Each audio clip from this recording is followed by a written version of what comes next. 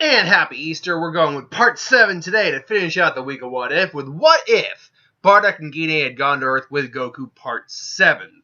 So last time on the Dragon Ball Z What If Bardock and Gine had gone to Earth with Goku. The Saiyans, father-son duos, Raditz, Goku, Bardock, Gohan, Vegeta there too, Piccolo, and the gang had all gone to Namek to stop the evil Frieza from getting his goal of collecting the Dragon Balls. During the fight, however, a great loss was felt as Bardock was killed, incinerated by a point-blank death ball. And Ozaru trying to blast away Frieza, and the rage of seeing his dad and seeing his grandpa killed in front of him caused Goku and Gohan to snap and go Super Saiyan, allowing them to basically overwhelm and just wreck Frieza's shop. Now, with that being said, they still linger on Namek for a little bit. Because Guru's still around, they use the Earth Dragon Balls to essentially wish back the Namekians, wish back Guru, because I'm sure Guru probably would have died at that point. He gets brought back. And they use the Namekian Dragon Balls to bring Bardock back. They do that. Guru passes on, I believe it's to Mori is his name? Mori, I think. Basically passes on the elder title to Mori, and then, he passes away. So they use the Namekian Dragon Balls. Vegeta would want to try to get his wish, but unfortunately, because it has to be done in Namekian, Vegeta can't get his wish. And plus, with everyone there, there's no way that would happen. So Bardock gets brought back. Everything's like, yay, I'm brought back. And they all go back to Earth. No instant transmission because they never go to Yardrat. Now, Vegeta, at this point, because Frieza's whole, crew is taken out, is miffed. He would go back to Earth. He probably hangs out, trains a bit. He would then go out on his own, train for his own a while. Eventually would hit Super Saiyan in his leisure. Now, do we ever get a Trunks, per se? Do we ever get, kids? Does Vegeta ever meet someone? Someone suggested he marry Bulma's sister, whose name, honestly, I don't remember. And who I didn't even know until recently she had a sister. Not when the person mentioned it, but prior to that. It was a while before I realized, she actually has a canonical sister. Interesting. I think Vegeta just kind of does his own thing. I think that's the way it goes. But a lot of their time on planet Earth during the peace period would be Goku and Gohan training to use their Super Saiyan abilities, training to use their powers effectively. And to be fair, it would have been Goku, because Gohan's power at this point was great. It was great, but it wasn't, even at his cannon power level, he would have only gone to maybe 10 million, which would not have been enough to take on Frieza at all. Goku, however, after a Zenkai, thanks to Dende, would have gone all the way up to 250. Now, like I said in the previous video, so I'm not foregoing saying what their actual power levels are. I'm just scaling it into my head to how well they would handle themselves. But they would do a lot of training. Bardock obviously would train off and on with them. Things would be, and Goku and Gohan would have a solid grasp of Super Saiyan at the time where Trunks shows up. Now, and Vegeta at that point would be back. He would be staying at Capsule Corp at the kindness of Goku and Bulma. But again, does King Cold show up?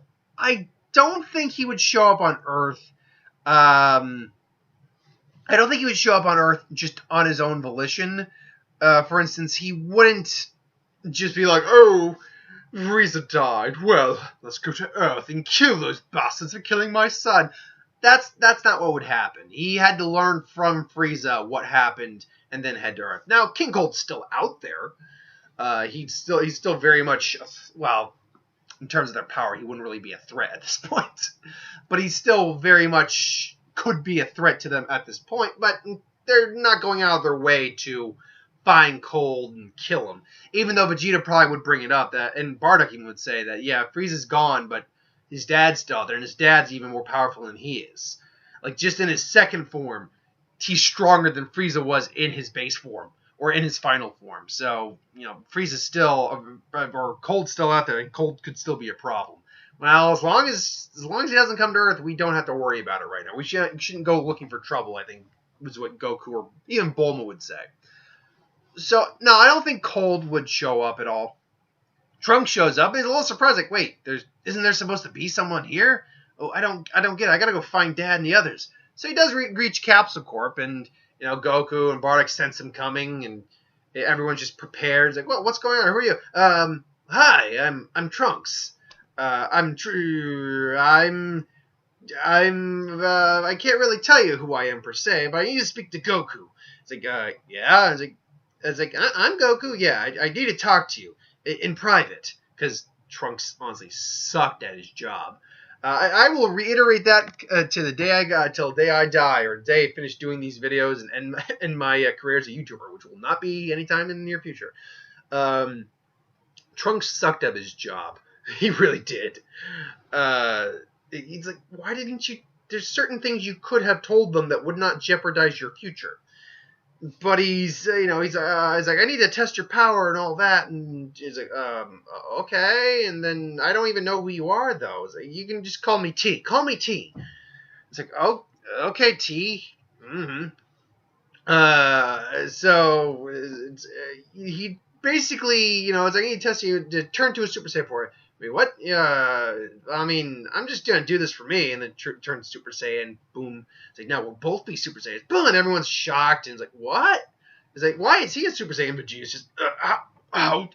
3 Super Saiyans? It's better to have a low-class Saiyan, and his half-breed mutt can do it. But I'm this no one. How is he a Saiyan? Where has he been? And even Bar's like, whoa, how the hell did he do that? And, the scenario goes, and Goku just stops the blade. He's like, yep, now I can tell you the truth. In about a year's time, these androids are going to come and wipe you out. You don't survive at all. You die. I don't even get a shot at them. Me and my dad, it's like, but what about Bardock? What about my dad? They wiped them out too. It's like, Bardock, what do you mean? Your dad wasn't alive? Like, and then he realizes as Goku's like, but no, he's right there. My mom's there. My son, Goku, can go Super Saiyan too. And Trunks like, wait, what? What's going on here? And it's like, wait, and he meets Bardock, and he's like, yeah, you're Goku's dad? Yeah, I'm Goku's dad. What about it? But where were you? It's like, what do you mean, where was I?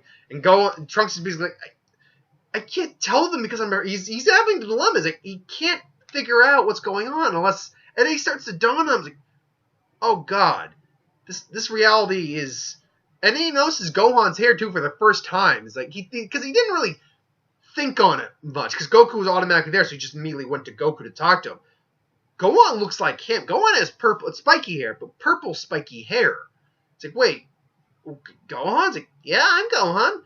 Wait, where's your mom? I'm right here. And she's Bulma's like, and now Trunks is having a bit of a personal crisis here. Wait, what? It's like, yeah, this is my wife, Bulma. What? But how? What? I don't understand what's going on here. And then again, it starts to dawn on him that, oh God, multiverse theory, and then the whole idea that mom probably laid into multiverse theory. Multiverse theory is a bitch.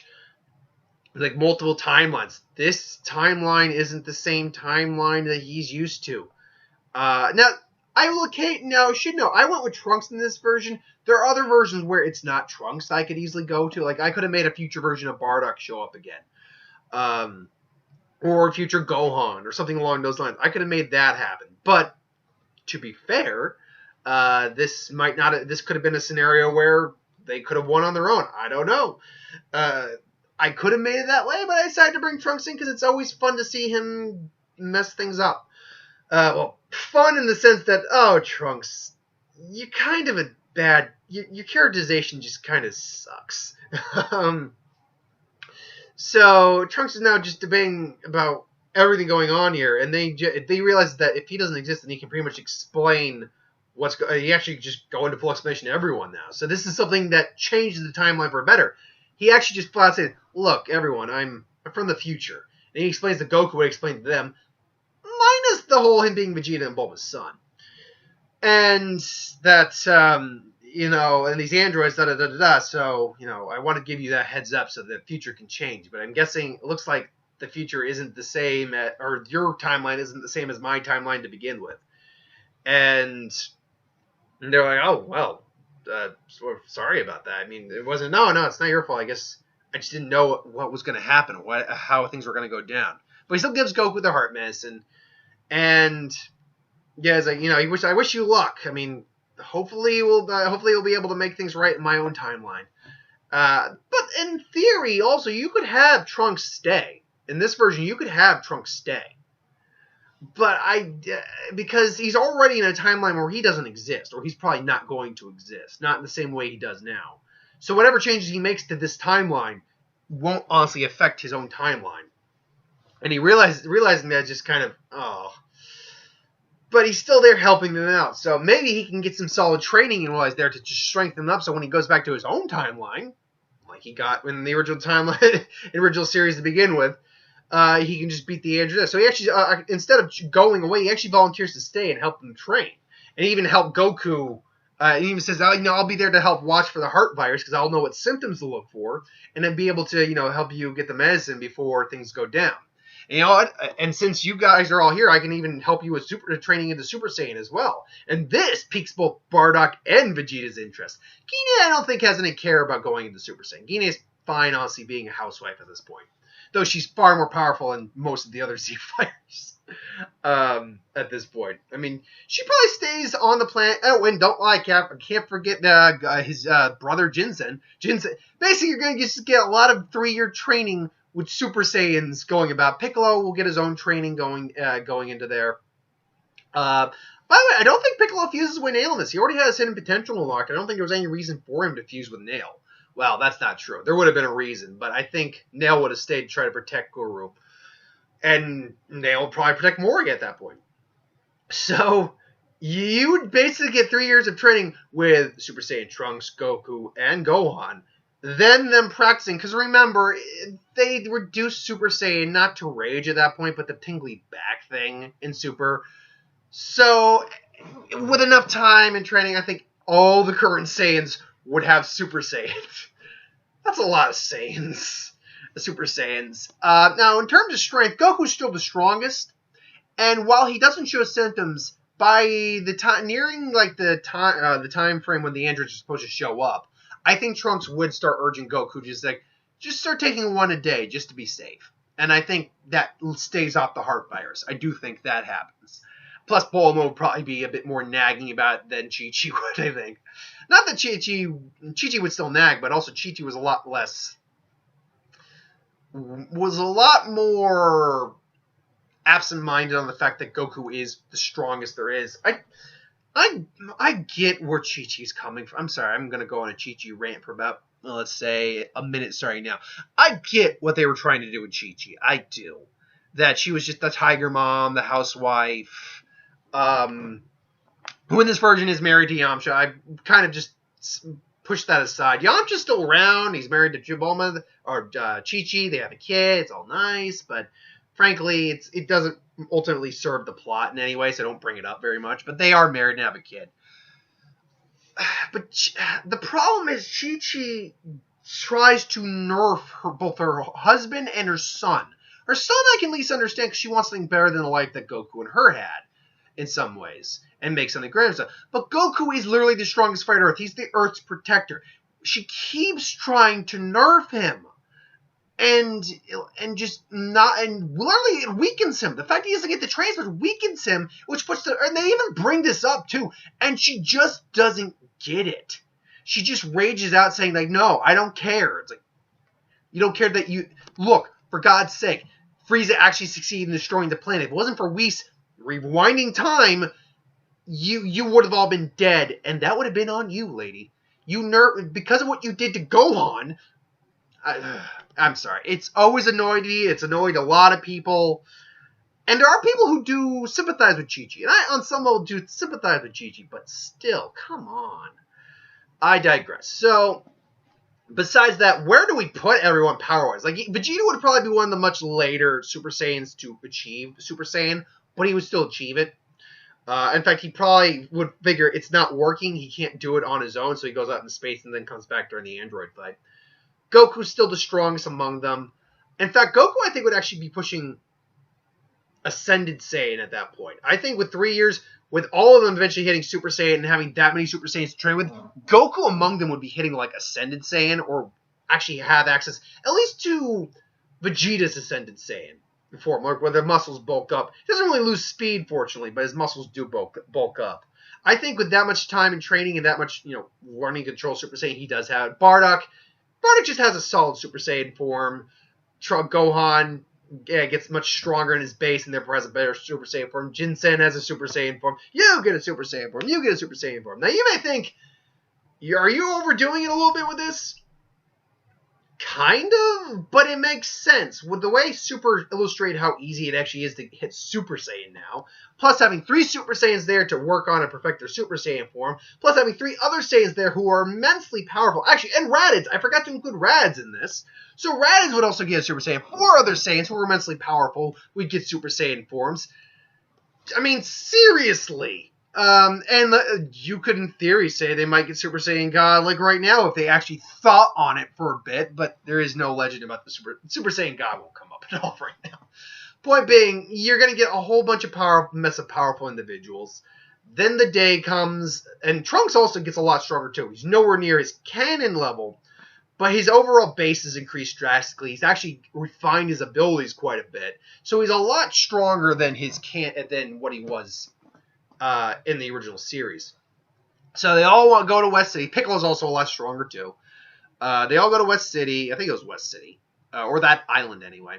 They look for the androids and they spot Gero and 19. But because Trunks is there, he immediately points out that these aren't the androids I fought in the future. What? And he's like, no, the 17 and 18, there was a sister, a blonde, a brunette, a sister and a brother.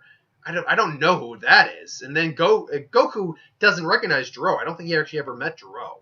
But it's like, but they're androids. It's clear. I can't sense their energy, and they got the Red Ribbon Army symbols on them. And Yamcha still probably gets the hand through the chest. I mean, if Yamcha's there. Actually, why don't we just make it Tien, just to even it out? Because Tien didn't get a boost in this one, unfortunately. So Tien, gets the boost. Unfortunately, he would get the hand through the stomach. They heal him up. Then they go take the fight away from the civilian population. Now, Goku doesn't have the heart virus in this version, so he can fight at full capacity.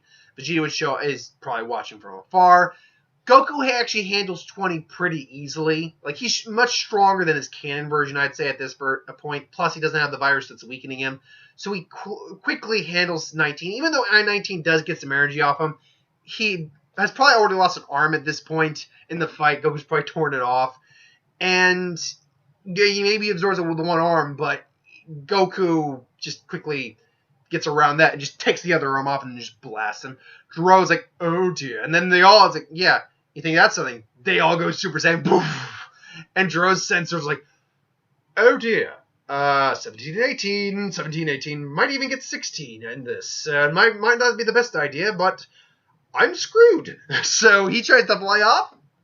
Does not work. I mean, Vegeta flies after him and shows up. He can go Super Saiyan too. Now, Kakarot, we'll see exactly which of us is strongest. Like, do we really have to? I mean, right now we got this.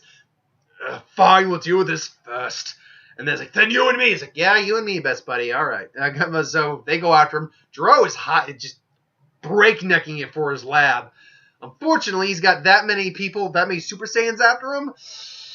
Would they very much well catch up to him? Fortunately, I think they catch up to him just as he gets to his lab. He just opens the doors like, "You're not going anywhere." 20. Gero's like, well,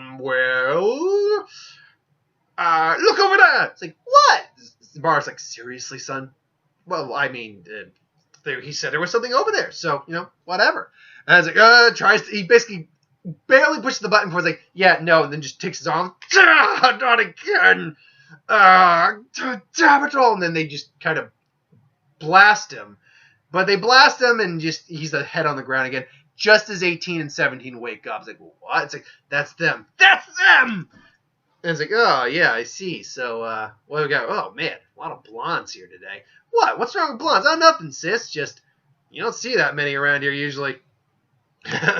So what? Are we supposed to kill son, go kill them all? Yeah, sure thing, Doc. And then just squishes Gero's brain. But really, I mean, so wait. Oh, yeah, you're Goku, right? Yeah. Good to meet you. We're going to have to kill you now. And then 18 and 17 clash with the Z Fighters, a whole family and mess of Super Saiyans. Now, power-wise, I do think both Gohan and Jinsen and even Raditz aren't up to snuff at the moment to deal with 18 or 17. It's kind of like what happened when Vegeta fought 18 the first time. He held his own for a little while, then when 18 got serious, it just didn't go his way.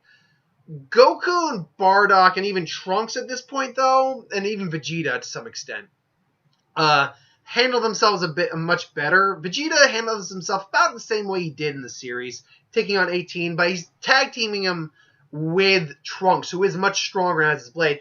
18 is actually more concerned about Trunks, and he even cuts some of her hair. It's like, that doesn't grow back, you know? And then she gets Vegeta away, and they go toe-to-toe. But thanks to the training he's had, he's actually holding his own fairly competently with 18. They're going back and forth. Meanwhile, 17 is taking on Bardock and Goku, and 17 is... They're going toe-to-toe with 17, plus it's 2-on-1. But his infinite engine, I mean, they're towering out quicker than he is. Plus his shield is so tough. Even Jiren had trouble getting through that thing. And that, of course, 17 was stronger at that point, but this point is still valid.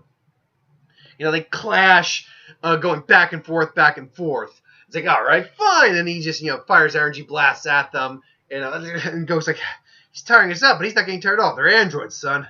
Hey, they're androids, son. They might have just infinite energy. They may never tire. And I was like, I'm going to have to push him to the next step. And then he goes, ah. It's like, and then 17 is like, what? What is he doing? Oh, he's getting, you think putting on some extra muscle is going to do you anything, do you any better? That's not going to save you. And then he just comes in. Goku immediately just boom, puts his hand right through 17. Just, boom. Okay. Might have been wrong on that. And then just, and then just basically just blasts through 17. Not through him, but like he pulls his hand back, but then summons an energy blast and just blasts 17 to bits.